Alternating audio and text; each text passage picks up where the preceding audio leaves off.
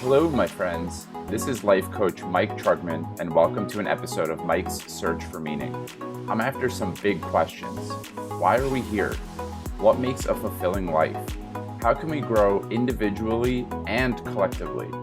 Each episode, I'll dive deep with leaders who are doing great work in the world and see how they organize their life. Books read, value systems, resources used, and stories that show how each of you can create the life and the world of your dreams. All right, Shakiyla, welcome to Mike's Search for Meaning. Great, thank you. Thanks for having me. So this is, I think, my favorite way to start this show. And one of my favorite things about the caliber of people, the type of people that are attracted to this show, this depth, this search for meaning, is that a lot of times I have just such sincere check-ins. Like I was saying to you when I arrived at 10 a.m., it's now 10:25. So we've had 25 minutes of really arriving together that, and I didn't actually say this to you before, but I was listening to the Coaches Rising appearance that you did with Valerie and Dana. And I just noticed this, I was stuck in like trying to get every detail right so that I was super prepared, and that's a part of me that wants to be really impressive for my guests, and I'm constantly grappling with this, like, do I come prepared? Do I come present? If someone asks me how I'm doing, do I share how I really feel? And I was sharing with you, like, you asked me how parenting is going, and that's a big question these days for me. And in a moment of frustration the other night, I felt a lot of anger in me, and anger is something that I historically haven't really handled well, and I've internalized that anger is bad. And my right pec over here, if you're watching on YouTube, my right pec is really sore because I had so much energy in me. I didn't know what to do with it. I started just banging against my chest, and it's still sore right now. And being able to share that with you was just that there's something really tender and beautiful about the fact that you were able to hold this thing that I would probably be ashamed of saying to someone else. You're able to meet me there, and you're bringing this. You said tenderness into this conversation as well, and so Yeah, I'm wondering if you would like to check in with what's alive for you. yeah, thank you. I mean, first, just again, thank you for sharing that, and these what sometimes we call these real talk moments or whatever Hmm. that people usually show their ambassadors, right? Like the perfect, it's fine, everything is great. Which great too. You also talked about the joy and beauty of parenthood and, a real moment. So I appreciate that. Yeah, I feel like, and I think that showed up because I'm feeling sort of like tender, and I love hyperbole sometimes. So I'll just be hyperbolic for a moment, but this is not quite it. But I'm having kind of like an existential crisis, if you will, or some sort of um maybe some tender moment around my whole process of being and becoming, which is a thing that I think about a lot these days. And so I think the last couple of weeks have been particularly tender for me as well. And then yesterday, I sort of slipped into a kind of a melancholy, I think, that I couldn't Mm. really describe. I didn't have words for it, but I know that it's related to this kind of like existential angst uh, that I'm in right now, just around um, who I am in the world, what's calling me now in this moment, the work that I'm doing in the world, all of those things. So yeah, and kind of, I was telling you that I kind of chuckled at the title of your show when I was opening up the calendar invite, because it is sort of like a crisis of meaning too, which I think we move in and out of all the Mm. time. Like I don't think it's like I have meaning, the end. Like we're constantly recreating or trying to find meaning, I think. at Mm, different moments. So yeah, that's what I yes, I entered this conversation a little tender, um, uh, not feeling very sure of myself, mm, like feeling like I don't know anything. Which is, I think that that would be an interesting thing to talk about because that is also part of this angst that I've been experiencing recently around like what it means to know and mm. how we take action based on our knowing, especially when you don't know things. so, Yeah, so anyway, that's sort of where I am right now. that sounds like a beautiful exploration. I'll say your existential angst, your melancholy, your showing up not knowing. It's all welcome here. Yeah, It's thank so welcome here. It's a beautiful gift to me and to anyone who's listening because I this is the permission slip that I talk about. This isn't the first time that I've spoken about it on this show or otherwise. I speak about it a lot. I look at this type of check-in as a permission slip that says all of you, the listener, is welcome here too. The yeah, parts that aren't polished and that don't know and are unsure of our existence, right? The existential angst is my existence is feels right. at risk or uncertain right now. And yeah, that's definitely one of the intentions of this show is that meaning, life, whatever we're searching for, it's a consistent journey. It's not something that we find and which there are parts of me that still grapple with that, right? Oh, I found meaning and I found my purpose and I'm living that and that is my life has ascended to this new thing. So yeah, I guess I would love to start by exploring what that how you grapple with existential. I pronounce it angst. I actually I honor it's like a tomato thing. That's what Angst, it angst. is. Yeah, yeah. I wanna just zoom in a little bit on how that's showing up for you, and I think maybe to give more color to where this conversation might go. Spirituality seems to underlie a lot of the things that we might speak about. And spirituality is a word that I have found elusive, hard to define. People have this really strong allergic reaction to, myself formerly included, like highly analytical left brain. I actually know that about you too, that you're a planner and that you like to have I imagine you like to have your ducks in a row and you like to think things through. And so that I imagine that in some way contributes to moments like this where the ground might not feel like it's underneath you. Mhm. So there isn't as much a question. I guess it's just an invitation to can we explore this a little bit more deeply? Yeah, yeah, that's great. And I mean, it's definitely some externally processing right now because some of it, like I was saying, some of it is formless, although I have been thinking about this for the past couple of weeks, in particular, right? Like this Mm, particular moment. Um,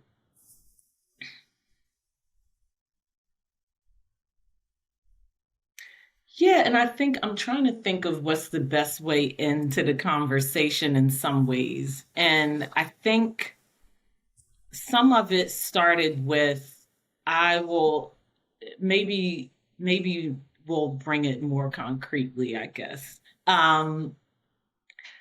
I think some of it started this recent bout. Like a week ago, I was convening a group of spiritual practitioners and leaders um, who are doing amazing work in the world at all of these different intersections. And we're in a longer term cohort around love, racial justice, and spiritual transformation.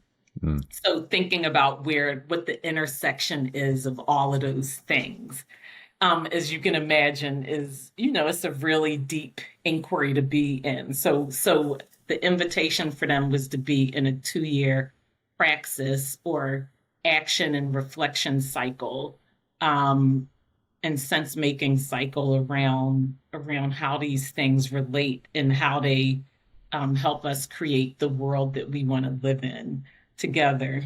Um, and we came together, and it was such a deep space, and there was some difficulty that, or difficulty is a judgment, but some difficulty that showed up in the space around our relating and around what kind of group we're going to be, because this is a they're all BIPOC leaders, and from different racial groups and different spiritual traditions and paths as well. So it's an interfaith space. Mm. And I bring that up just to say that, it's conflict is going to be inevitable in that kind of a space, right? When you have people with different perspectives and different backgrounds. So anyway, we got into and I was one of the co-facilitators with a group of other people, a tough conversation where we found that those of us facilitating, we didn't know where to go with it or how to Mm. intervene or what to do.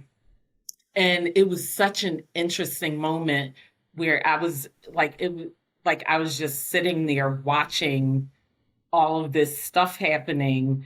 And in some ways, it was not anything to do. It was fine. Like the group was having its process, right? And they're all very practiced spiritual practitioners and leaders.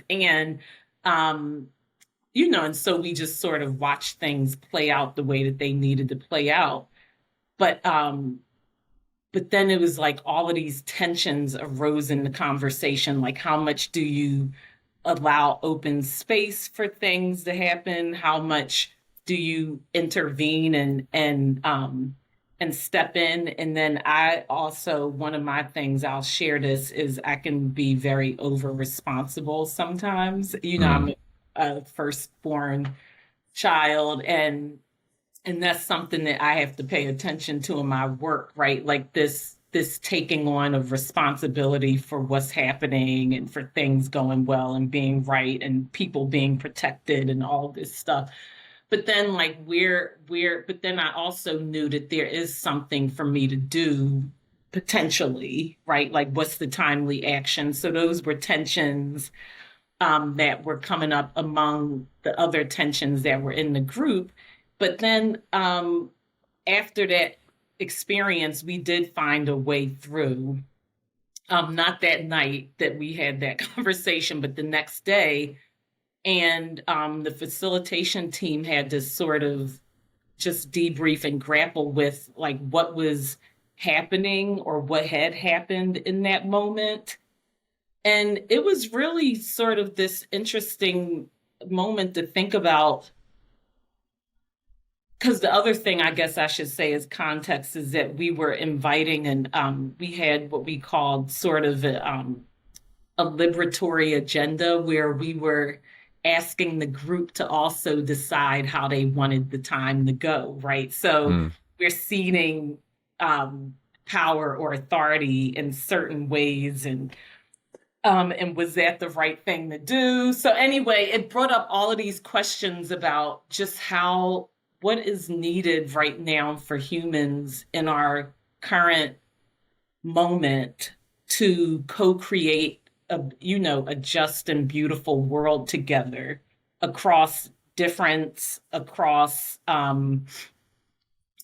different needs and preferences, across all of these things. And I really had a moment where I actually didn't think I was capable of holding space for all of this. And I think other members of the team felt that way too, where this moment of feeling inadequate or not Mm. up for for the demands of what was required. And so it sent me into this spinning around just how we're working and co-creating together. And the truth is that we aren't adequate. Like the truth is that I'm completely adequate because we did all get through it. not with one person, right? That's the other thing. Like it took multiple ones of us to show up and be able to discern what the next step was, and we also are inadequate. So I think Hmm. that's how I slipped into this space of yeah, we actually don't know how to create the world that we're Mm. longing for. um and I think I don't know, somehow I think that's okay. I think there's some kind of invitation in the admission that we actually don't know, and that we're both adequate and inadequate for that. So I'm kind of like sitting with what that means for me to be a human in that space, and also somebody who is in a senior leadership position too, where people expect you to know things and Hmm. to like hold containers in certain ways. Hmm. This Shakiyla evokes a lot for me. I think one of the things that it evokes for certain, and it's a big edge for me, is the type of leadership that's being called for in today's world, which is the leadership of not knowing and embracing and accepting that we do not know. And how do we model that in a way that is paradoxically like in command, right? Like I'm in command of my not knowing. I can model the fact that I'm inadequate and don't know in a way that doesn't actually lose the ability to hold this group together in some way. And it's a really dynamic approach that is required of leaders. And the old model of I have all of the answers and I will never show any chink in the armor or any vulnerability, it doesn't work. Yeah. But in some ways for our mind it's much easier to cling on to that. So what I'm hearing from you is just it's there's so much to hold there of can I can I hold a container for people of different faiths, different religions, different ethnicities, different spiritual practices, different everything, and do it in a way that honors and embraces everyone and also says, I don't have the answer, but we're gonna co-create all this thing together. Yeah. I wonder what the you're a practical person and someone who can hold all of these really big tensions that might seem hard to follow or esoteric. I imagine I feel like we're doing a pretty good job of actually explaining what this is like. So I'm wondering what the practice is for you to remain either come back to center or remain at center when all of this is happening. Like what is your anchor for I'm okay. For me, like a hand on my heart, I've been doing this for a little bit in this conversation and otherwise, like hand on my heart, feet on the ground. Like, how do you remain grounded and centered when it feels like everything is being unearthed and there's existential angst and all of the things that we've been talking about? Yeah, that's so, it's so funny that you asked that because that was one of the ways forward for that group. So the next day we came back and invited them into a sharing around okay, so things almost went off the rails a little bit, right? That's before. And um what were the spiritual practices that you used in that moment or after Hmm. that moment to care for yourself or to be in that moment? So it was funny, and the responses were beautiful. And so I have actually reflected on this. And one of the things that I did, and I've realized that I do more now too, is to sort of this practice of allowing. Sometime actually a couple of years ago, I was talking about it as like my method of leadership was like being like water, Mm. and it was basically like I don't have to defend or protect anything. like everything that is happening is okay. Like, and so there was a moment again, because my tendency was to rush in and be like, do something, make an intervention, like, say something, protect, which Mm, leaders often, and not that in this context, but just like generally, since reflecting on what you offered, leaders are often expected to protect, right, people. There's their protection model there, protect people from discomfort, protect them from um, harm, or protect them, yeah, just protect. And that's not bad. I'm not judging that, because there is a moment for protection. And I mean, the truth is that nobody can protect anybody. Like, we really hmm. barely protect ourselves from life, or from discomfort or Yeah. any of that, um, or negative consequences, or whatever, whatever that is. So anyway, like, there was really like allowing. So that was a practice. And I had to like come back to, because I could feel my heart kind of like going up. And then I was doing this story around like the group was getting away, or I'm not facilitating properly, or I'm not protecting, whatever these storylines are. And so it was like, no, this is okay. Like Mhm. whatever is happening right now is okay, fundamentally. And it was okay, actually. And then the other thing was to practice deep awareness, I think, too, like paying attention to myself and what was going on in my body. Like, you talked Mm, about this sort of somatic practice of just like landing. And I think the other practice that came up for me, which surprised me in the story, but I realized that I've integrated it so deeply, is so I am a Buddhist practitioner. That's one of my traditions that I practice, and it's not the only one, but it is a core one.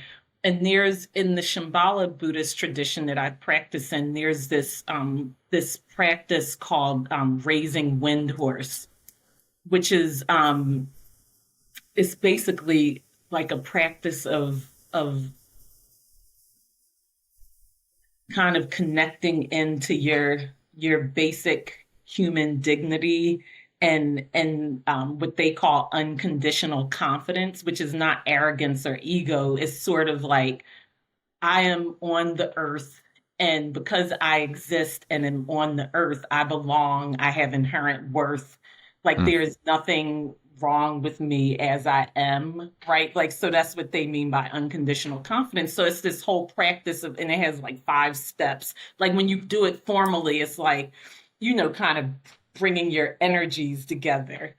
But I've practiced it so much. I do it kind of like this. I do kind of like a 5 second raising wind horse practice that I sometimes don't even realize that I do. So I was doing it in the shower the next day, of like just kind of coming into my body and into myself. And I actually did it before I got on this call too, where you're like, you know, like firm back, soft heart, and just Yeah. gaining out like unconditional confidence, and this sort of gathering the energies together. It's like a very crystallizing practice of coming back to oneself.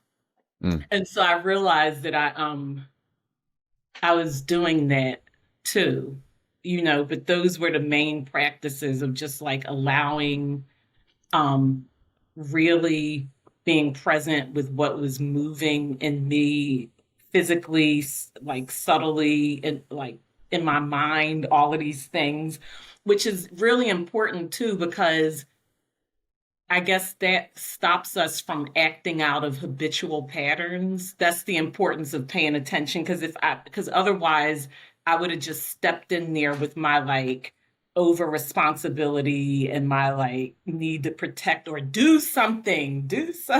yeah. So that, like, being aware that, oh, I'm like having an experience right now, where I'm feeling inadequate or I'm feeling something happening, was really important. And then that wind horse, like gathering myself together. So those were the practices that I think came to me in that moment and just after. Mm, mm. So reflection, and then I have a few different questions, but we'll start with we'll see where I end up getting to.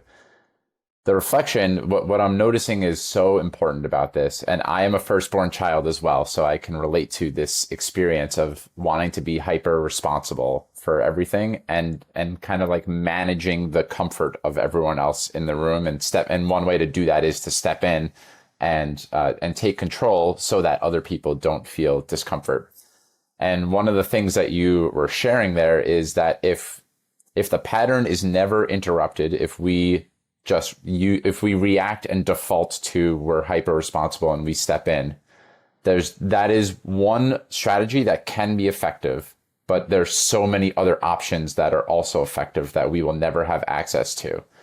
And it speaks to the practicality of having these types of practices, that if we can slow down enough to be with the experience as it is and not just default to the pattern that has always been there, we become much more dynamic. This is a really essential quality in leadership. And it's a huge edge for me because conflict historically has been really hard for me.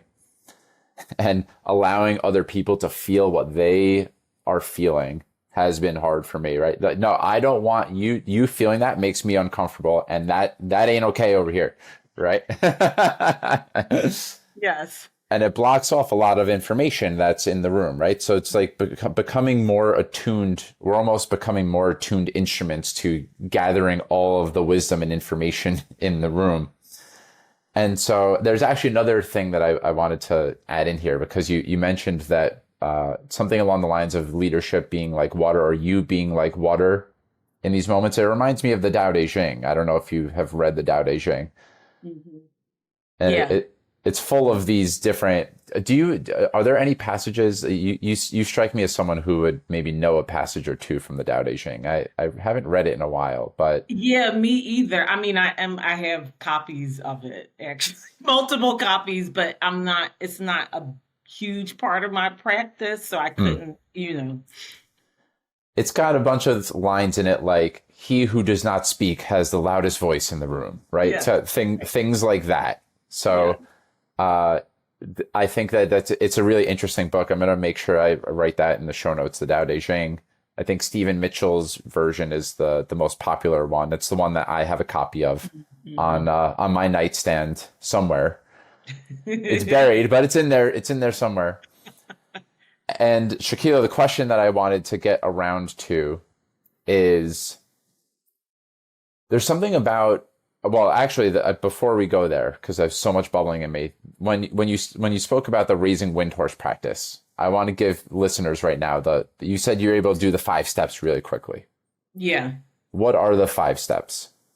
Let me see if I can remember it. It's funny because then we ended up getting a teaching on it after that, because we had somebody in the space who was an acharya in that tradition, which is a senior teacher.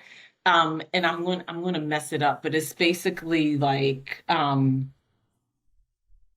you are sitting and being aware of, you know, the earth beneath you and the sky above you, kind of coming in to being, and then this practice of like coming into the heart center and sort of noticing almost like your ancestors or everything that has your back, kind of, Mm, and then like opening up the front of the body.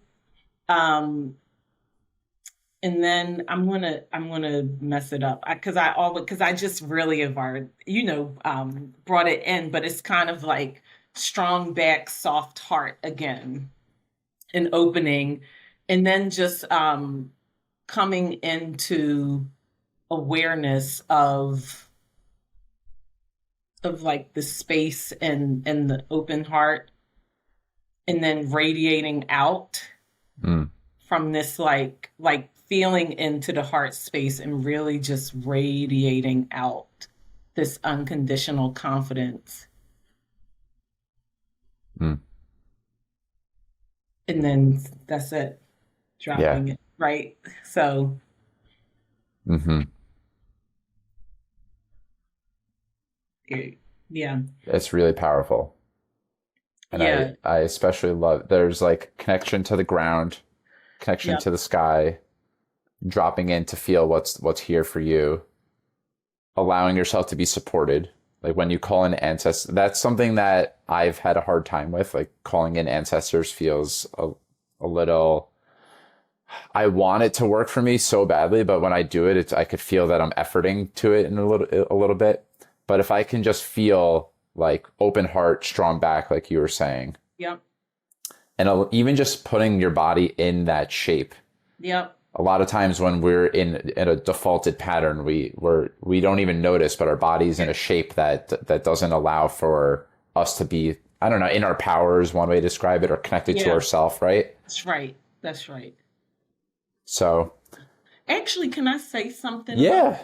um, yeah, I'm really resonating with you talking about not connecting to the ancestors. And it's funny because as I was thinking about this call, I had said that I wanted to start off kind of like calling in the people like from my traditions and lineages. And I also struggle a lot with that too. Like it didn't feel, because we don't really have, I think one of the, this is sort of, I'm not a critique, but it's one of the limitations I think of modern American culture these days, or Western culture, is that we are disconnected from our lineages, Hmm. whatever they are, right? Like it's seen as, yeah, there's something that we don't like about, being connected to our lineages. And I have that too. Like I struggle with my family, or have struggled with my family lineage, because there's some difficult things in it, right? Or the ways that like families have been hard for people. And so I think there's been just kind of like this rejection of that in some ways. Like we don't know what to do with it. And I think we've been cut off, right? When people came here to the so-called new world, right? I think for at least like Black people here, there was a literal disconnect, a forced disconnection from the lineage. And I think it was the case for, not, I think it has been the case for white people too, that we never talk about, that people have been cut off from those lineages because you had to become American, right? So Mm. a lot of people, unless you're like ethnic, quote unquote, which wasn't good to be ethnic at a certain point in this country, right? Like people had to sort of give those up. And so a lot of people don't feel a connection to their lineage. And so I actually have a lot of friends, and it's been really interesting. A lot of white friends, as part of their racial justice work, who've started doing a lot of lineage work with ancestry as a way to like, um, is part of their work around that, which is interesting. That's a whole other conversation. But I wanted to say I also have had a lot of difficulty with family lineage stuff. And so the ancestor work was hard. Mm. But what clicked for me was when um, the first way that I started to do it was pick at least one known ancestor who I had a relationship with, a healthy or intact relationship with, which is my maternal grandmother. And so I've thought, I think a lot about her life and what she would want for me, and how my current life and what I'm trying to live as, right now, is sort of a way of like living the life that maybe she would have Mm. wanted to live but wasn't able to live, because I have different opportunities, and just, by virtue of being a woman in the 21st century, I have different options than she did.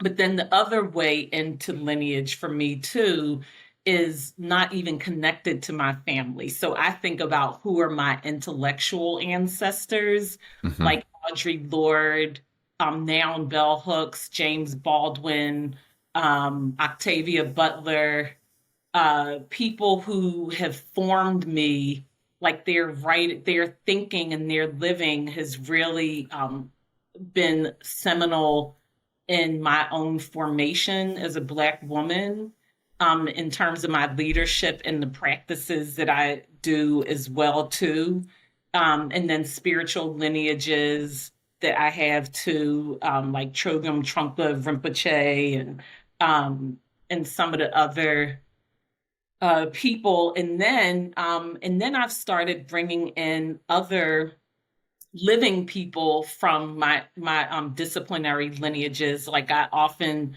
will invoke Bill Torbert, Bob Keegan, Aliki Nicolaides, from the people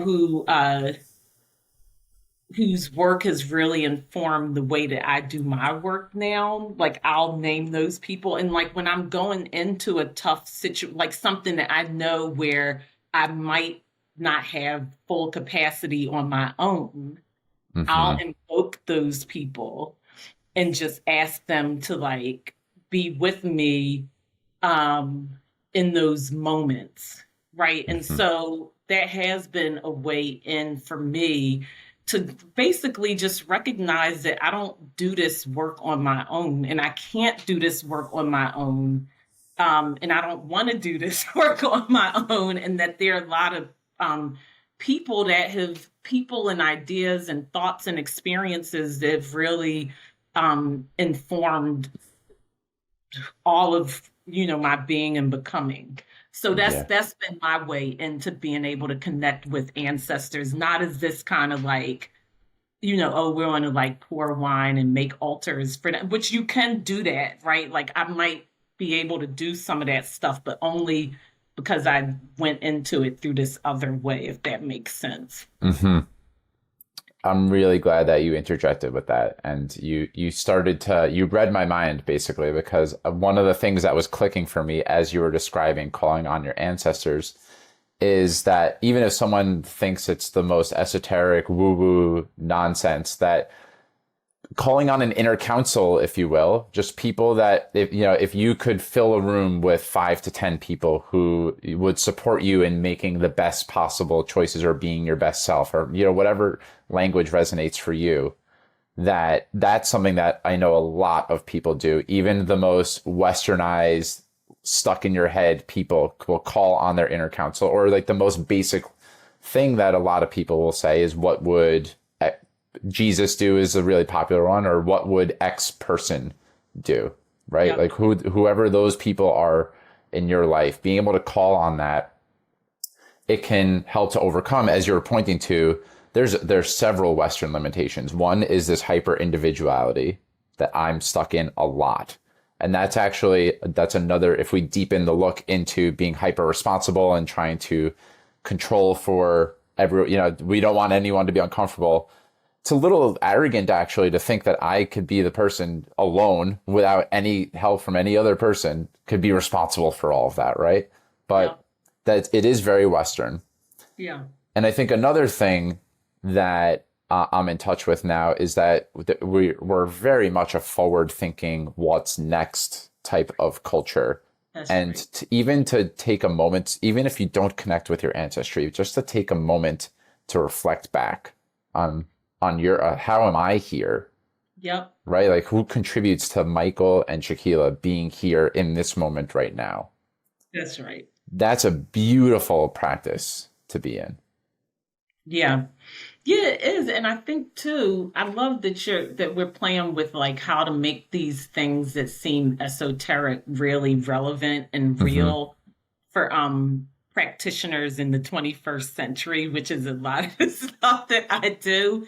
Um and I mean there's a lot of research on it's not my area, but I came across some of it in my doctoral training, research on expertise, right? Or people who are like when they look at elite athletes or people who are really skilled at something like business people or whatever, and they interview them and talk about them, and they talk about these flow states or how people um perform. And a lot of it is, I remember we had a lecture about this, and the guy was saying they're like people who are masters at what they do are notoriously the worst people to like teach or get inform or to teach this stuff or get information from, because it's like in their bodies, right? Like it's so tacit, they don't even know all of the little steps that they do all the time. It's like when you asked me to go through the steps of an expert by any means. But right, I've integrated it into my practice so that like coming back down, unless I was like, okay, I'm going to teach this, so let me like remember the formal steps, you kind of don't know. And I bring that up to just say that we do a lot of these things when we're like in our flow state, or when we're like really in our peak performance or at our best, that we don't realize that we do, right? Like these mental states, like athletes, or even I've heard Jim Carrey talk about his whole visualization practice of like manifesting things, or it's like it's really fascinating. So it's not actually woo woo, like people who are really Mm-hmm. successful and effective. And I remember I got a chance to I was being kind of like mentored by this vice president of finance at the university that I'd worked at. Like this was some years ago, and he was like this middle-aged white man who I adored him because I felt very like connected to him and his process. And he would just share these things with me, um, just about how he did his work, that would just blow me away. And one, it was just such a gift for him to like share that vulnerably with me. And like I remember one of the things that he shared with me that he does is like when he's going to go into a difficult meeting, which, at that level at the university, he had a lot of them.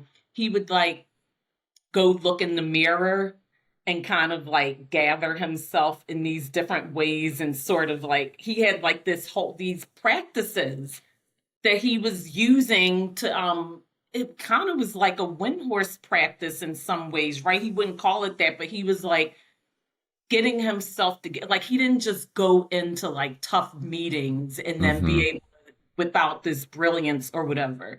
And I think there's more of that than what we realize. And probably if people thought about, yeah, how do I come through these situations to be able to be effective, right? If we want to use those words like effective or a skilled leader, I think there's more of these kinds of things that people do to than what we think too. Mm-hmm. Yeah. I don't know if you're familiar with, I'm loving the way that we're dancing in this subject matter, but I don't know if you're familiar with power posing.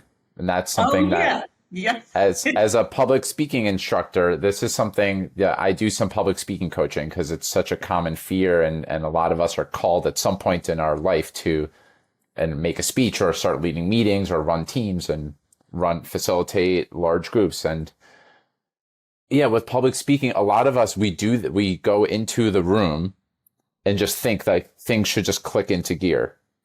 And what you were talking about with athletes, to a certain extent, like if it's when it's for some reason we have a block around, if I just show up to a meeting, I'm just talking. I don't need to get my body aligned or do something to get myself there. But if I'm doing a workout, I think a lot of us have warm up routines or certain ways that we prime ourselves to show up.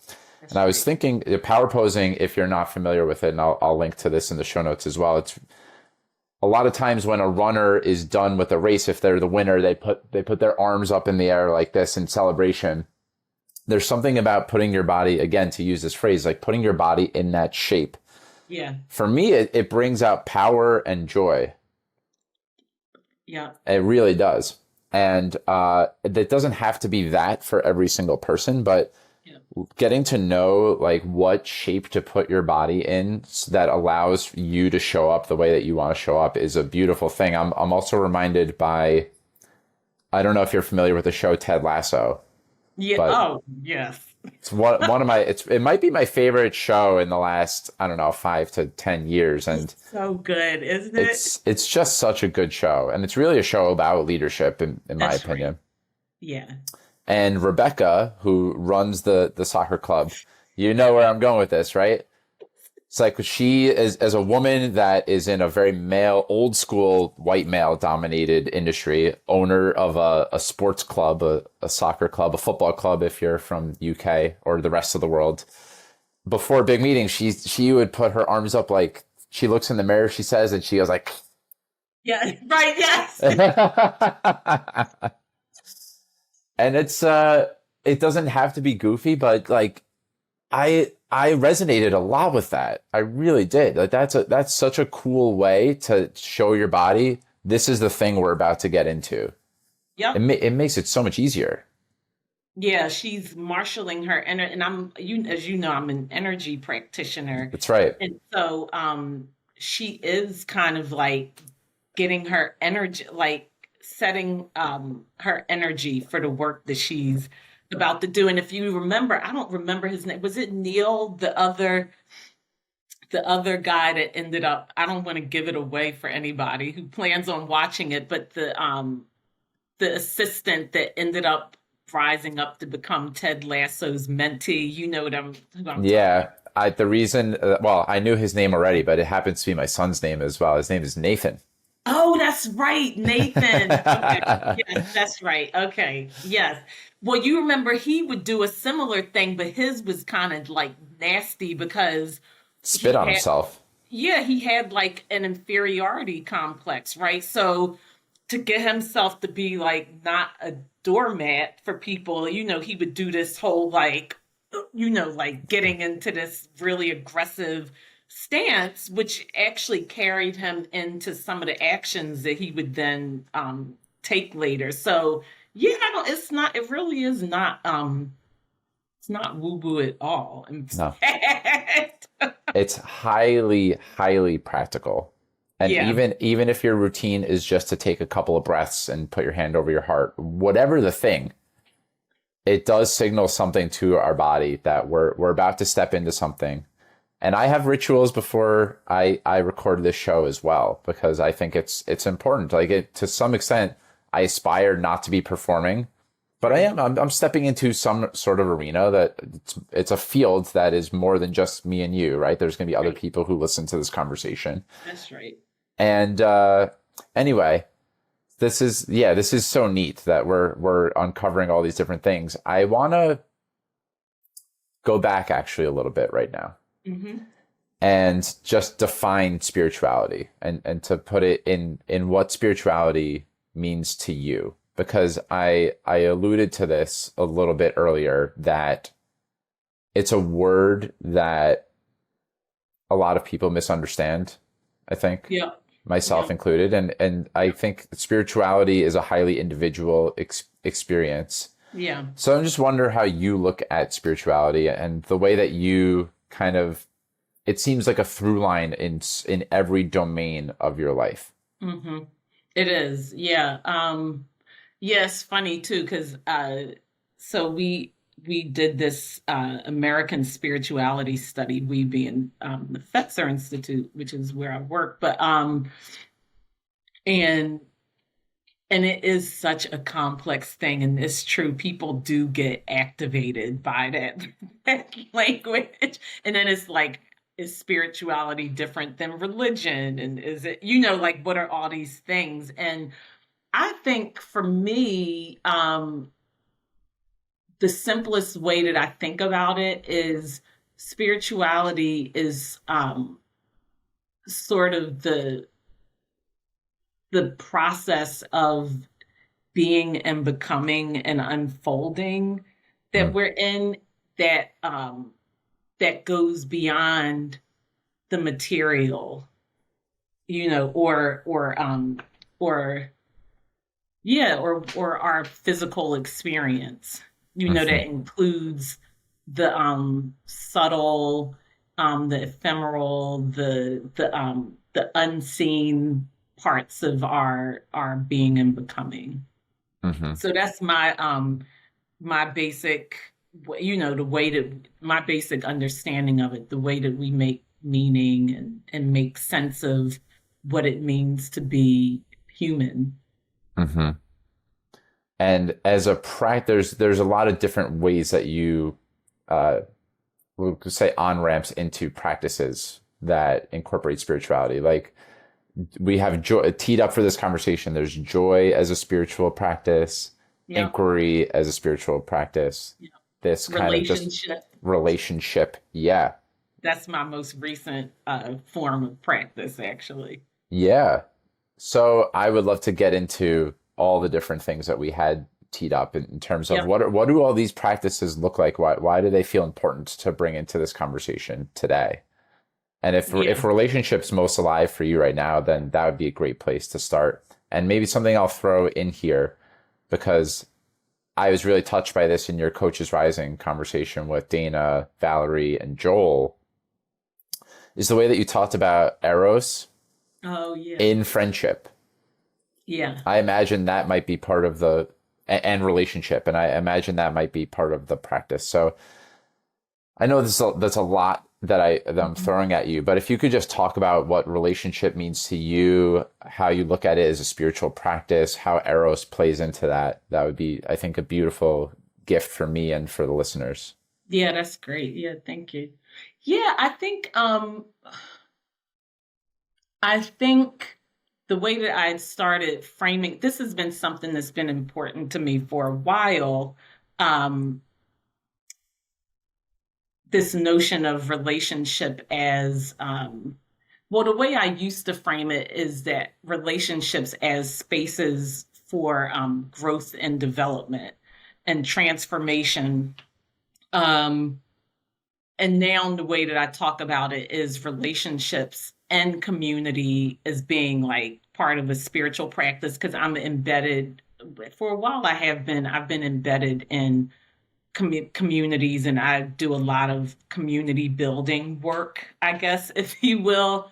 And so I'm very much aware of all of the demands and invitations of that. But I think I started off with this notion that relationships were more than just things to make us happy, right? Like that's what Mm, people or ways to get our needs met. That's the way that people think about it. Basically, like sometimes a little bit transactionally, right? Like we yeah, have relationships because they help, which it is true, right? Like humans have been in relationships and family structures and communities since the beginning of time, and it is a survival necessity as well, right? Like we survive in community, and especially in earlier days, like you literally would not survive unless you were in community, because just like the harsh realities of living in pre-industrial times, if you will. When you yeah, had to build fires and and fend off the elements in particular ways and carry water. But and there's also the emotional part of survival, like which I'm sure you're even more connected to having baby Nathan now, that like we need he needs you for his literal survival, but also emotional survival too, right? mhm, Like need to connect is so innate in humans because we are pack animals. But so beyond that, but I actually don't think about relationships like that. I think of them as part of our, like, I don't think that you can grow and develop on your own, but so far, right? Like, we need each other because we provide mirrors for each other. Um, and there are things that come up for us in relationship, ways that we see ourselves and get feedback about ourselves or who we are and who we're becoming that only happen in relationship. mm, And some of this work for me was informed by Harville Hendricks's work with the Imago therapy, where he just talks about how in intimate partnerships, in particular, people unconsciously choose folks who kind of mirror our primary caregivers in some ways, and that like the things that the relationship is there to help you heal some of that. This is sort of like a gross, Yeah. like overestimation of this. But I was so intrigued by that actually, right? And so he talks about these snags that we get in relationships as being really meant for our own unfolding if we could take them as such, right? But when people think Yeah. relationships are just about being happy or just about um you know, do I like you or do you meet the needs that I have or what, like these sort of things, then the minute somebody doesn't do that, then you kind of discard the relationship or think it's not worthwhile anymore. And he sort of, I mean, I have critiques about the theory too, which I don't need to get into, Mhm. but just like his invitation is that there's something more to be paying attention to, and how can relationships be spaces for growth and healing. And then he even offers different practices and ways that you can engage some of the like stuff that gets stirred up in the relationship. Um, and so anyway, I started off years ago being very intrigued by that whole notion, and it felt true to me as well because it like I think I always from I always had this innate spirituality as a child. And I had come up with this idea that like the people, but I'm sure it came from other things, but it made sense to me that the people who I was in relationship with, like my mom or my friends or parents, that those things, those my life circumstances and relationships were part of this like deeper spiritual work and process that I was in. And so I think it's just now that I'm older and in holding these views about relationships that I can see how we do come together with each other for our own unfolding, right? And some of it is not, and it doesn't mean that it's not this fun, beautiful process all the time either. Right. So it doesn't mean that, because I think people have, or at least I know I would have this view that if that's what it was, that it means that, oh, we feel aligned and all this other stuff. But sometimes it's in the misalignment too that I actually feel like I do my deepest work in the relationships that actually are not aligned in some Mhm. ways, because I've learned things about myself that surprise me or that I'm not expecting to learn. And so in that way, um, I think if we can, and I just got married too, I should say this as well. So I'm really in in this deep inquiry around what it means to be married, Mm.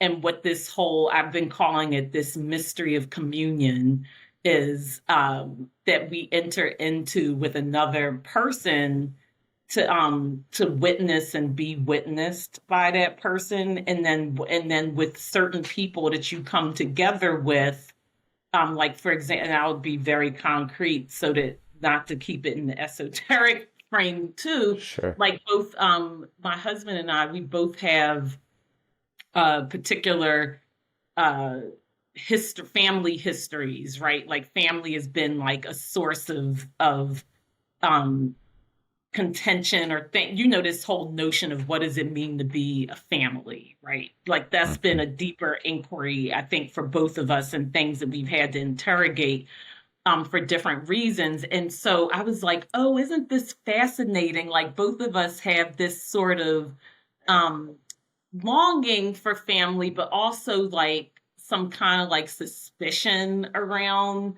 this Mhm. notion of family too. And so what does it mean for us to be co-creating a family together out of those like shared histories, right? And how do we bring in, again, here the ancestors, bring in all of our family histories, our lineages. So, just to tie it back to our other conversation, here we go. Like, you can't actually get rid of your lineage. even if you don't want to recognize it, or or Mm-hmm. you don't like it, right? Because we bring all of those histories with us, right? Like the ways that our parents um, were in family, which is informed by their parents' way in family. It's like, so the lineages are actually not as distal as we think they are. So we talk a lot about that, and how, yeah, it really is an interesting conversation to be in. And I think that's deeply spiritual, right? To know that, like, I'm with this person in this current iteration of my own being and becoming, and his as well. And we've made an intentional choice to collaborate, labor together, um, around that. And so, and the things that come up, right? Like the ways that I have to like pay attention, and the things that get stirred up in me, right? Like, because I Mm-hmm. went through a whole phase of, I've been single for a long time, like single in the sense of, because he and I have a long history that I won't get into, but like single in terms of like living on my own and all of that stuff for a while. And so I went through this whole phase of, like a moment of loss and grieving around what it means to be a singular self, and then not a singular self anymore. I'm still myself, but like now I'm partnering with this other person, right? And so this whole grappling with just who I am in the world as a person, but then a person who's now in a partnership, right? A life partnership with somebody. So again, I go into that level of detail because I think it's just another reminder that our lives actually have all of the like fodder and fuel for our own spiritual practice and development. And it is, right? Because I have to use all those things that I talked about in that session in my relationship, right? Like Mm-hmm. things come up, like even yesterday, he was noticing that I had slipped into that melancholy, and was like, oh, what's going on with you, and then sometimes when you get into those spaces you can project them onto the other Mm-hmm. person, Mm-hmm. um which I wasn't like, I didn't think it was anything to do with him, but again, there's these like moments that seem very mundane and kind of like domestic, but they really are, like if you can kind of raise your awareness up, or like Aliki Nicolaides talks about sending, like go down a little bit, you can kind of see that there's this other invitation, I think, to doing to yeah, there's a deeper spiritual invitation around that me and him are not just husband and wife, but we're actually partnering together on life and witnessing each other's um and participating in, not just witnessing each other's being and becoming in this moment. So that's how, for me, I see it as a deeply spiritual practice. Mm-hmm. Thank you for sharing all of that. Congratulations on your marriage. Thank you. May your husband meet all of your needs, because that's what relationships are all about. I hope that he fulfills all your needs, and that you guys just have happiness and joy and nothing else. Yes. Thank you. No, and I have experienced relationships to be the same way. I think one of the byproducts of the spiritual path, if you will, or devoting yourself to inner work and devoting yourself to leadership as it's called for in today's world, is that what I'm hearing is every bit of information that is stirred up in us becomes something that can be healed or related to in a way, and that relationship and partnership, and not just partnership, but relationships are always, if we look at it as a spiritual practice, it's an invitation to connect to, whoa, what is this bringing up in me? Right. Yeah. And when we look at it, I don't know, there's a lot of common dynamics, but I was sharing with you that anger is something that I've had a hard time with before we hit record, and anger is still something that I have a really hard time with at times. And that is due to a lineage of not just with my parents, but their parents and their parents and their parents, and the spiritual practice of being able to connect with my anger in a healthier way is I've seen it be heal in my this is my words, and I don't know if this will land for the listener, but when I make contact with an anger that lives in me and can meet it with a level of gentleness and acceptance and allowance, I can feel it be healing in a non-linear way generations back, like my dad and his dad, and also for Nathan and for his future. It almost collapses time in a way, and that's where it becomes non-material, esoteric, ephemeral, what you were describing. And it's, as is the theme of this conversation, it's also highly practical, because if I can't allow anger to be here for me, then I'm shutting myself off to a lot of information. Yep, that's right. And partnership and relationships they're going to bring up our stuff. Like, I don't know why this is the thing of the human experience, but Yep. I mean, I am married to someone who is in a lot of ways a carbon copy of my mother. And so Amazing. Yep. and so like the things that are provocative for me in my relationship, it's a lot of times it's what did I not get as a child, or what was the need of mine, and how is that affecting the way that I am relating currently? Yep. And how does this affect the way that I am being and becoming in the rest of my life, not just in my relationship here, but like in my entire life? And it's like you said, it's not, I didn't find myself gravitating towards, yeah, it just sounds like it's really fun and amazing all the time. Like for me, it's usually really hard Yep. and challenging, and also beautiful. Yeah. Also really beautiful in its own right. So Yeah. I love the way that you have described relationship. It's such a robust and dynamic way to look at the invitation that is, how are we connecting to all the people around us, and what happens in us when, if someone is a people pleaser, if I make up that they're a people pleaser and that's really annoying to me, Yep. what's that really about? Yep.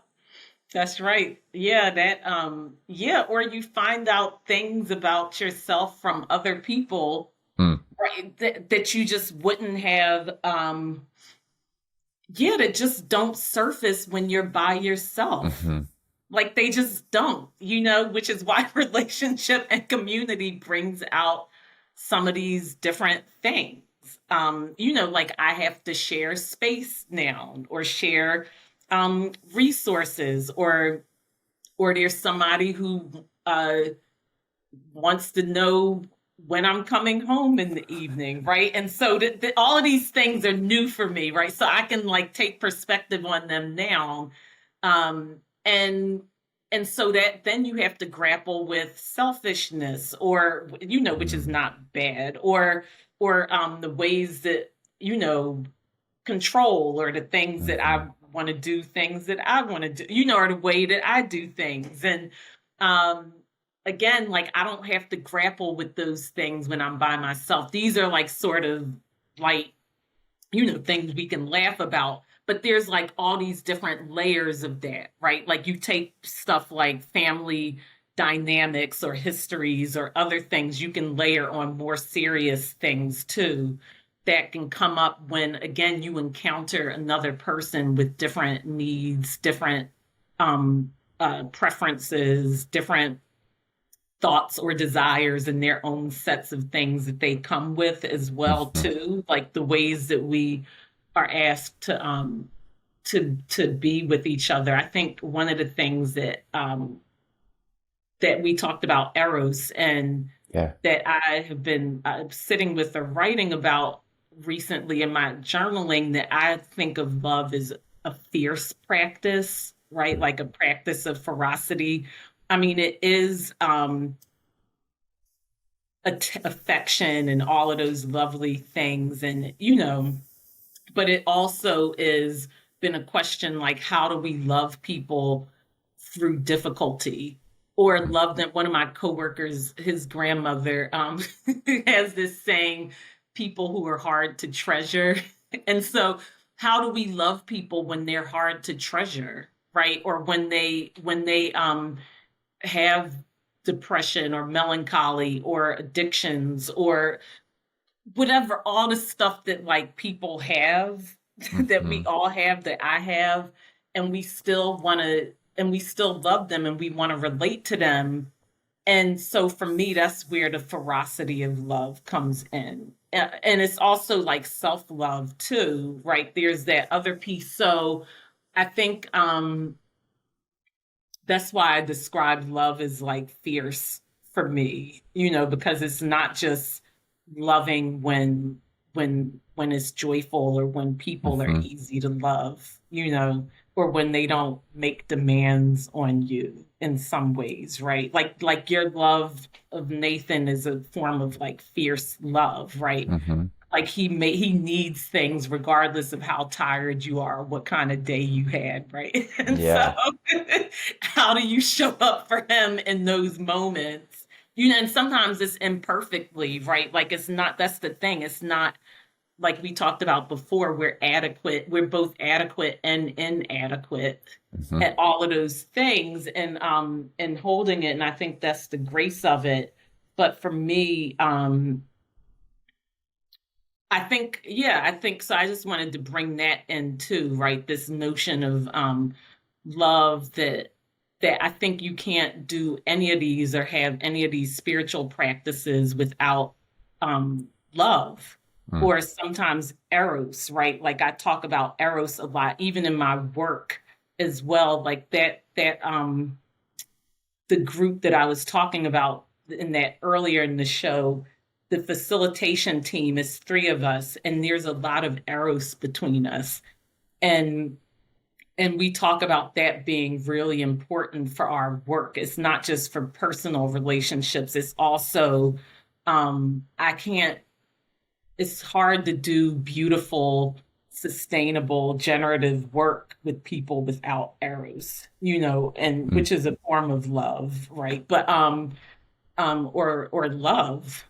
Mm. So, and even I think too, like the extended the leadership, and I've said this to people too, um, and this is community part is a spiritual practice as well. Being in community is not easy, and I have a lot of snags around community too, because I grew up in a community that was not a safe container for me, Mm. and like all the parts of me. And so I kind of like have this weird dance or relationship with being in community. Like I am in community, and I um love being in community in some ways, and there are ways where I find it very challenging as well.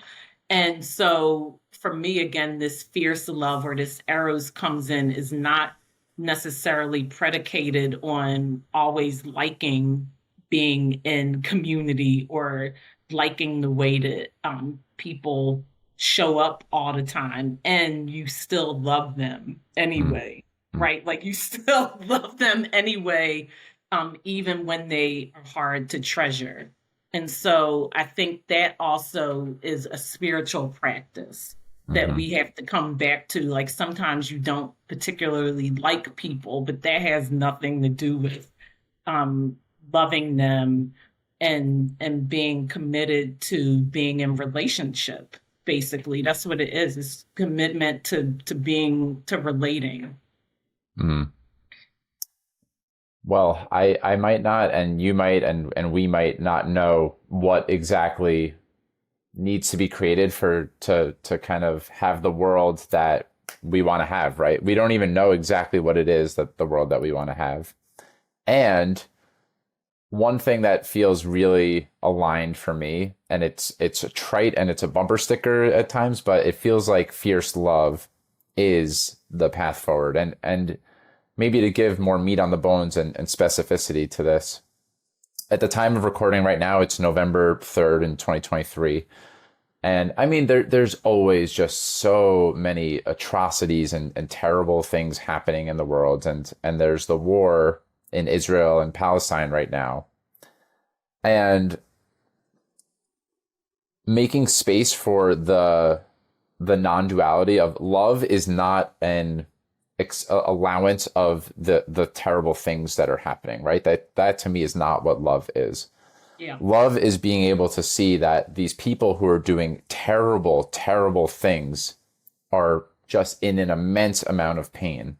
Yeah. And that if we continue to combat pain with pain, with pain, with pain, to me, it feels evident that over time, it might feel like in the interim what's best, but long term, there's just going to be perpetuated more and more conflict.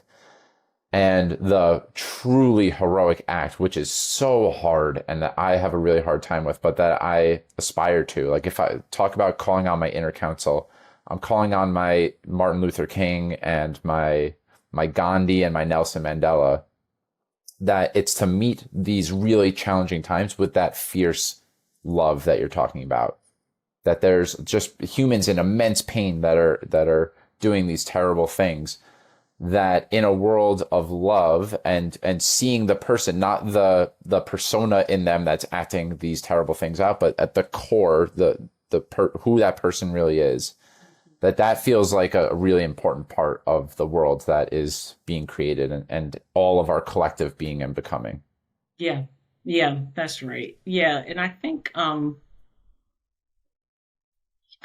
too, thank you for bringing that in. And this, like you said, this situation is just one of many impossible, I call them impossible situations, right? That Mm-hmm. we get into because it's one of those things that you don't know what the way forward is. And there actually is no good way forward, is the truth of the Mm-hmm. matter. Like, Yes. Yes. or I mean, there is, and you can't see it, and there isn't because it's just like so much complexity and um pain and challenge in this situation. And so I think, I was thinking about that earlier, and I think part of it, that like one of the ways of working with it, which is a practice of love too, and not just that, but like all of the things in life, down to the challenges in our intimate relationships, is to just be like, allow ourselves to be brokenhearted Mm-hmm. too. It's like that allowing that I talked about. Like, and I think that's the first part of not being calcified around love, or this, even this watery quality in some ways of just um yeah, like just allowing the heartbreak and allowing what is there too. Like I've sort of and I don't know, I haven't been talking about this as much. I talk about it a little bit in my work, but I've kind of started moving away from like a fixing model or mindset around things. And I'm still figuring out what that looks like, because I do think, like you were saying, um I don't it's not a space of inaction, right? It's not. There are things to do. Mm-hmm. There's timely action, and like I was saying before, protection is not even. I'm not saying protection is bad either. There are times when you step in and you need to protect, or you need to do whatever it is, right? Mm-hmm. But I think you can't really know, especially in these situations, where impossible situations, what the best timely action in that moment is, without coming from this deep space of allowing what is there to be what it is. Mm-hmm. And that's so hard because, like, things are fucked up. Like, they are. Mm-hmm. So I'm not saying that it's like they are, right? They just are. Like, that's the way to say it. And so I get like why it feels like we can't allow it, but Mm-hmm. it is. That's the thing. Like, it is so. Yeah. And so, Yes. like, there is this way of just like allowing the world and people to be exactly as they are, from that space and like feeling in and feeling the heartbreak and the rage, the anger, the terror, the Mhm. all of the things that we encounter in our human experience. um there's something about allowing that to be, and then from that space, um together, sort of figuring out what the next best state is, or Mhm. step is. And I know that that's not, might not be very coherent, but it is. But I think that's the first way into like basic sanity, I think. And I'm thinking about that in the Shambhala tradition, way that they talk about that, um not in like the psychological sense of sanity, but just like some kind of like being able to work with what is. Mhm. That's because it is, I mean, things are what they are, right? Mhm. And there's a lot of complexity around all of the different levels of suffering and pain and violence. Yeah. Hmm. Well, given all of this, like really making space for the totality of what it is to be alive in these times, I find that a lot of us collectively are really struggling when the world is fucked in some ways, like you were saying. There's joy can feel like a really radical act. And I wanted to talk to you about joy as a spiritual practice. Mhm. That I think joy is actually, you can have ferocious and fierce joy too. Yep. And I'm just wondering what that looks like for you in your life right now. Joy is a spiritual practice. I remember one of the things that stood out to me from our intro call was that you talked about just going to a movie, sitting down for a movie in a movie theater, having buttery popcorn, and it's like, yes, like that's part of how we heal too. That's a Yep. huge part of it. Yeah. Yeah. Yeah, I think it is radical because um, now I'm borrowing from uh, Trisha Hersey, who talks about rest as a form of resistance. And she says, and that her work is brilliant. And she says that nobody will give you permission to rest. So we have to take it, Yeah. and she ties it to like capitalism and all of these things, this consumptive capitalism rather. And so I think, again, nobody will give you permission for joy. And I think that I do think joy is maybe comes more naturally to some of us than others, right? Like I want to acknowledge that too. Like there's a lot of people have some innate and also external barriers to joy. And that said, um, I think that's what makes it such a radical choice, right? Because within that, it's saying, one, that I do deserve joy or am worthy of joy. Because I think a lot of people don't even feel that. I don't think we talk enough about worthiness in Mm. some ways, because I think that's one, or shame. That's why I love Brene Brown's work, because I think a lot of us really Mhm. struggle with that, and it's not considered attractive, or it's not one of those things that you can talk about with people, right? Because it's sort of shameful to say that I don't love myself, or I don't think that I'm worth anything, or that I'm of value to be taken care of, right? And a lot of people have those. A lot of us struggle with that, right? So I just want to acknowledge that. And so, um, yeah, I think joy is radical. And the thing that I've learned too is, it's a thing that I've learned last year, because I think I had mentioned that I was in a health crisis, that sent me into what I talk about as an extended death meditation. Like I really did not know if I was going to live or die Mm. for an extended period. And so it was like a really radical act for me to say, yes, all of this stuff is going on with my body. I don't know, how long I have, and I'm fine now, but that is something that that experience is with me and has really informed who I am now too. And I'm still going to have joy, right? Like I still am going to, and I can have specific practices that cultivate joy, right? I think sometimes we wait for joy to come.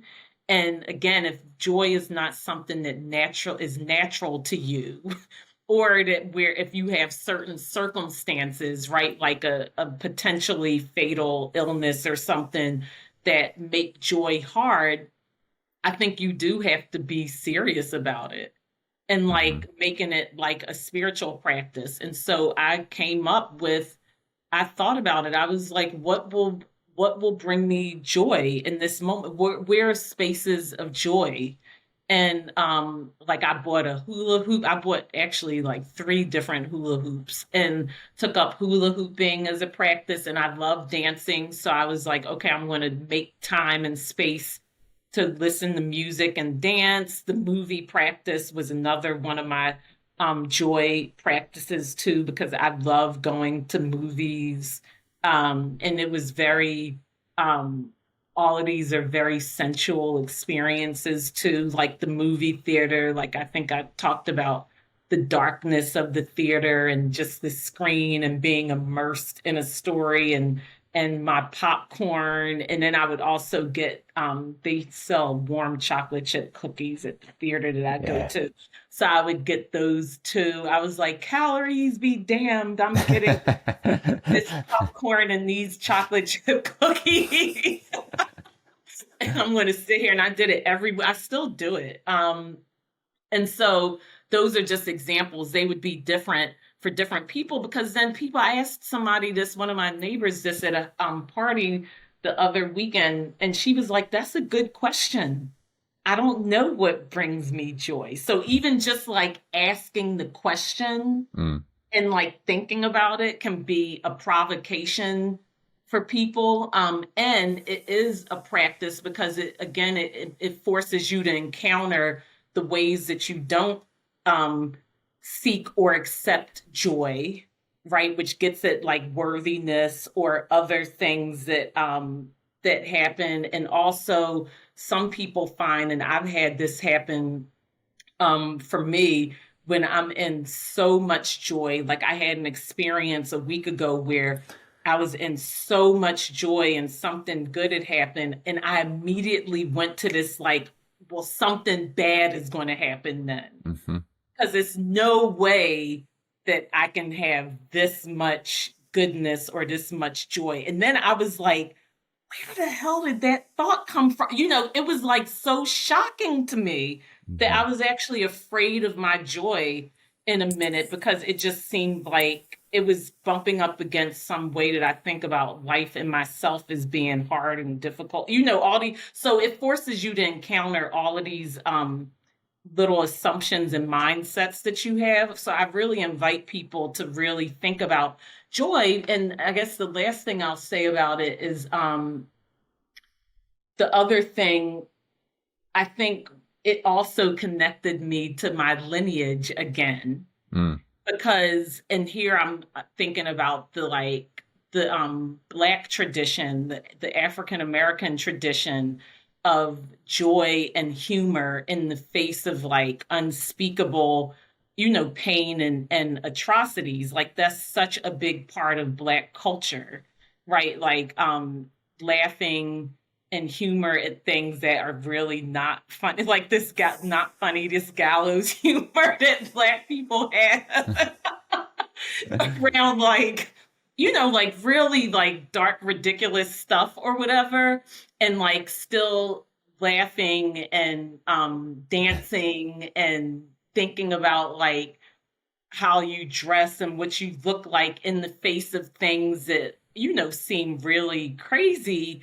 And so I was like, oh, I also have a lineage that invites me into that Mm. too. So how can we draw on these things again? So that's sort of my experience of joy as a radical practice or as a spiritual practice.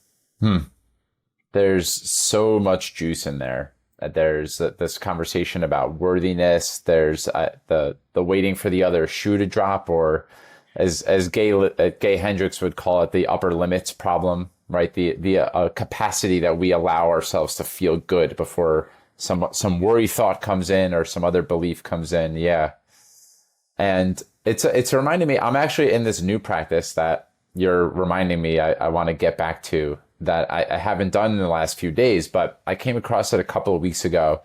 Are you familiar with laughter meditations or laughter yoga? Oh yeah, yeah. It sounds so silly, and It is silly, actually. it is. Yeah, right. I'm trying to write it off as not silly. It's amazing how silly it is, right? Like it's so great. And a couple of weeks ago, I was sitting with my mom, my son, and my wife, and I put the YouTube video of a laughter meditation on TV, and they were like, "What the fuck is wrong with you? This is so childish and weird." And I was just cracking up because laughter invites, it begets more laughter. Like after 10 minutes, I'm belly, I can't even breathe. I'm belly laughing so hard. Oh my God. And it's a beautiful practice because laughter, like what's better than laughter? Laughter just feels good. But something else that seems to happen is that it's like a release for our body. It's like almost like going into a sauna or a great exercise session, that if our body goes through that, it allows, like if we haven't connected to the heartbreak in us that needed to be felt, laughter actually, what I have found, can be a really interesting portal Yep. into that. And that Yep. all of these things are connected. That if we shut off our joy, we shut off our anger, we shut off our sadness, all of them block each other in some way. And so this thing that we call being human, it's like, can we allow all of this to be Yeah. here? That's right. That's right. Yeah. And I think I love that. Yeah, I've done laughter yoga in work settings. And it is super, it's like people are just like, what is this thing? But then eventually everybody is laughing so hard because you're laughing at other people laughing and then laughing at how silly the whole practice is. And then the next, so it's true. It is it's really fun, kind of like ridiculous laughter. And also like it's play. Like adults Yeah. don't play enough Mhm. either. I think yeah, like what like play for adults has really gotten relegated to like certain things like sports or sex or or like these very specific things, but like yeah, I again like for the listeners, I invite you to think about like when was the last time you just sort of like played whatever that it is, like what's a form of play for you, or laughter, or my husband makes me laugh. He's so funny. He's like one of the funniest people, so we laugh all the time. And like this sort of like belly, Mhm. like tears, like can't breathe level of laughter, so that's nice too. And it's so important, I think, for us. But I was about to say, like, this whole thing that you sparked with me with like being fully human, um, it is really like this being part that I've been playing or thinking about quite a bit. When I think about animals or other creatures or trees or even children, young children, but especially animals and trees and nature, like they literally aren't doing anything except for being themselves. Mhm. Like whatever it is that their creaturely self does is what they do. Like the birds are like, I don't know what they do all day. What do they do it all day? They're like picking up stuff, like digging and whatever that is what they're meant to be doing, right? Like it's just like they don't, and we love them and we think that they're inherently worthy. Again, yeah, kids, that's why I think about kids sometimes too, right? Like they're ridiculous and beautiful and silly, selfish, right? Like they only think about their own needs. My one friend was saying her toddler niece barely listens half the time, like she's two. And she was like, and we love her. Like we just love her. Like she throws temper tantrums, but she's also like cuddly and sweet. And the same with the and so I was like, yeah, like when did we lose this notion that like just being ourselves, whatever that is for you, is not enough, right? Mm, Like the fact that you have to do something else. And there's so many of us with such different ways of being that, like it's good. We'll figure it out, right? Like you have the person who's, the analytical one who's going to like, I have a friend who like prepares for everything in advance or whatever. And I'm like, okay, I want you. She was totally prepared for the pandemic because she had been like doing all of that stuff. Like she's like that person. And yeah. then you have the person who's like silly and funny and kind of ridiculous or whatever, and then you have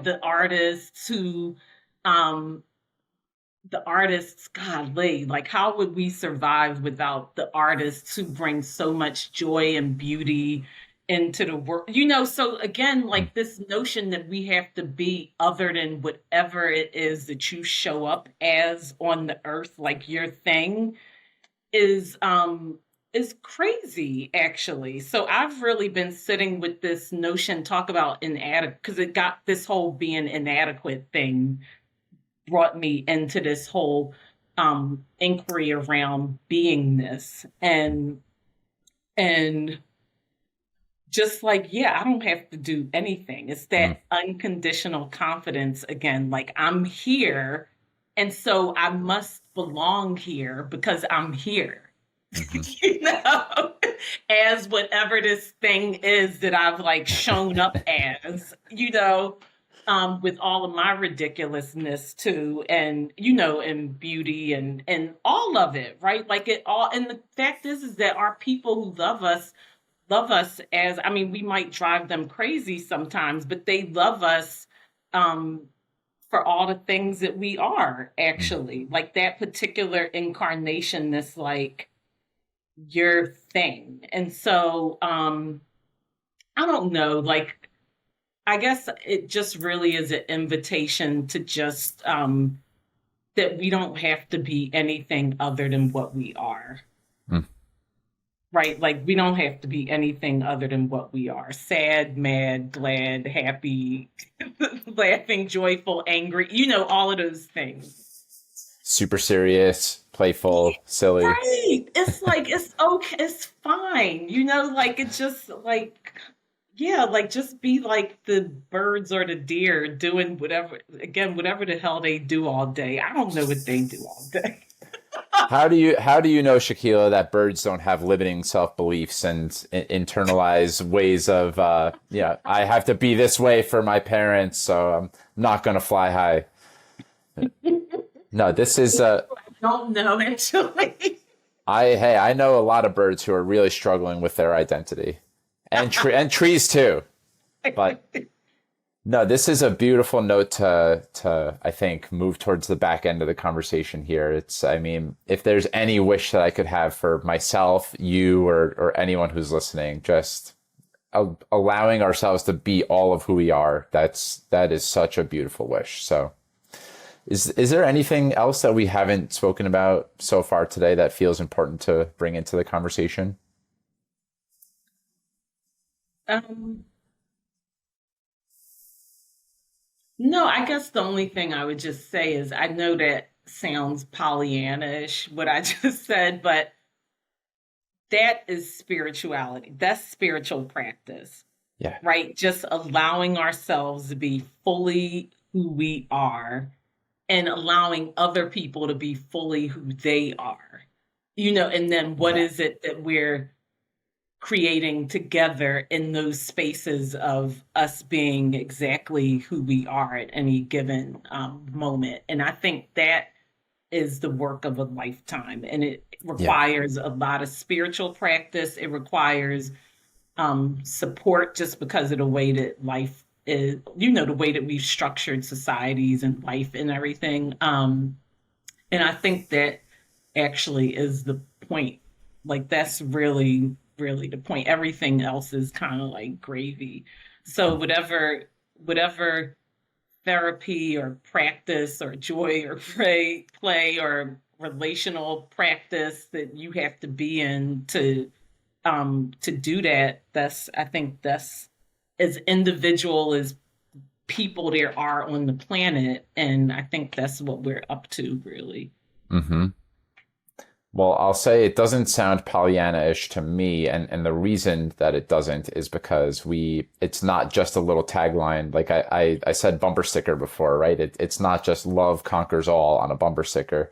We've had an hour and 40 minutes of spacious dialogue about all this, and we've addressed a lot of the nuance that is a beautiful aspiration, and there's so much that goes into it. There's so much that goes into it. So I think you've done a beautiful job of addressing it.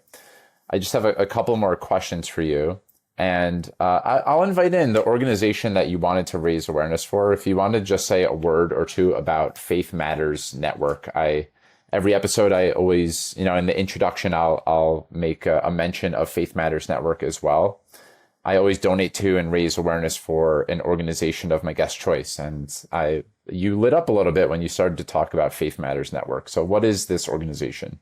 Yeah, they're a beautiful group. It's a womanist organization run by Reverend Jen Bailey. And I think the simple part to say people should go look them up, but they do movement chaplaincy work, which I hadn't even known that that was a thing. But it's how do we resource the people who are doing movement work towards a more just and equitable and flourishing future for everybody, right? And how are they connected to their sources of sustenance and spiritual practice? So I just find the work that they do, especially in today's times, really critical. Mm. So two more questions for you. And thank you for bringing that into my awareness. Like I said, I'll be donating and inviting listeners to do the same. Places to connect with you. Is it just your work at Fetzer? Is there anywhere else that you'd point people to connect with you? No, I think, yeah, that's probably the easiest way to get in touch with me. Even though I know we weren't doing this as like part of my work at Fetzer, but that probably is the easiest way to get in touch with me if Yeah. you have questions, or just want to be in inquiry, which I love Hmm. being in inquiry with folks. Beautiful.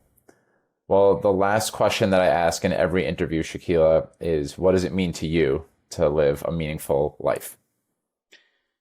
Ooh, um,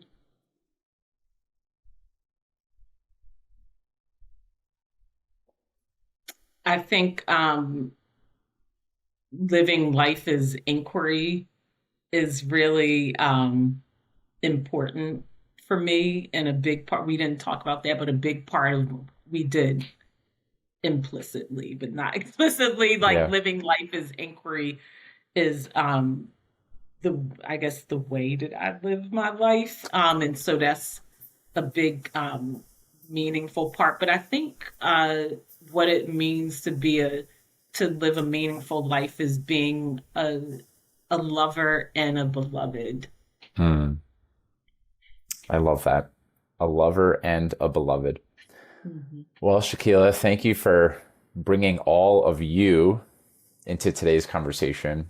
I feel really nourished and sustained by conversations like this one. This was a really beautiful invitation into spirituality, joy, relationship, being in our mess, being in the not knowing of where we're going as a species, as a world. And I got a lot out of this conversation. So I just really appreciate you being here. Thank you. Thank you for having me. This was awesome. And to everyone who is tuned in, thank you so much for listening. If you're watching on YouTube, please subscribe. And to everyone who's listening audio, have a good rest of your day or evening. Take good care, and sending you lots of fierce love. Yes. Thank you so much for taking time out of your day to listen to Mike's Search for Meaning. If you enjoyed it, please subscribe, share this episode with your friends, and leave a review. I look forward to seeing you next time, my friends. And until then, stay safe, stay well, and keep living with purpose. Peace.